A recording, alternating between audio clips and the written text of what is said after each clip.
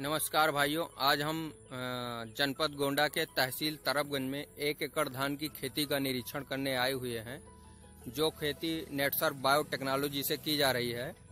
और इसका मुख्य उद्देश्य है कि किसान अपने खेत में जहरीली खाद का प्रयोग न करके अगर अनाज उत्पादित कर लेता है तो बहुत ही अच्छी बात है, क्योंकि आज घातक से घातक बीमारियां हमारे घरों में आ रही हैं, जिसका मुख्य कारण है खेत में अत्यधिक मात्रा में पेस्टिसाइड, डाई और यूरिया का कट्टा।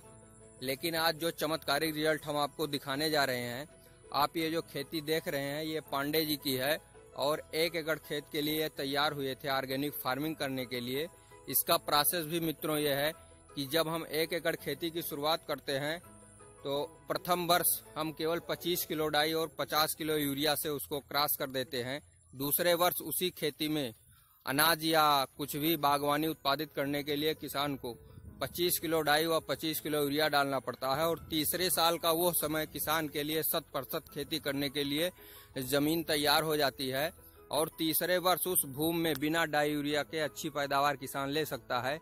यही संदेश देने के लिए हम जनपद गोंडा के अलग अलग गाँव में अच्छे किसानों को पकड़कर कार्य कर रहे हैं। और आप देख पा रहे होंगे ये जो बगल की खेती है ये पूर्णतया रासायनिक की गई थी, इसमें जैविक खाद का प्रयोग नहीं किया गया है। और आप स्थिति देख पा रहे होंगे, इसकी स्थिति बहुत ही बदतर है, जबकि इस किसान ने काफ़ी लागत लगाया होगा, काफ़ी यूरिया और डाई का बोरा डाला होगा, लेकिन आप देख पा रहे होंगे कि ये धान कटने की स्थिति में नहीं है। इसमें वही बीमारी लग गई है जिसको किसान हल्दी रोग, गांठ रोग या लास्ट में कैंसर रोग कह देते हैं। ये पूरा का पूरा धान बर्बाद हो रहा है और इसके अनाज भी जहरीले पैदा होंगे। अगर इसको हम आप खाते भी हैं तो हमारे बॉडी में भी ये फंगस आ सकते हैं और स्किन प्रॉब्लम, लीवर प्रॉब्लम व किडनी प्रॉब्लम कर सकते हैं। तो आप देख पा रहे होंगे जो खेती कराते हैं हमारे इस एरिया से, जो हमारे ऑर्गेनिक एडवाइजर हैं विमल पांडे जी, तो आप बताएंगे कि इसको और इसमें क्या क्या अंतर है दोनों खेत में।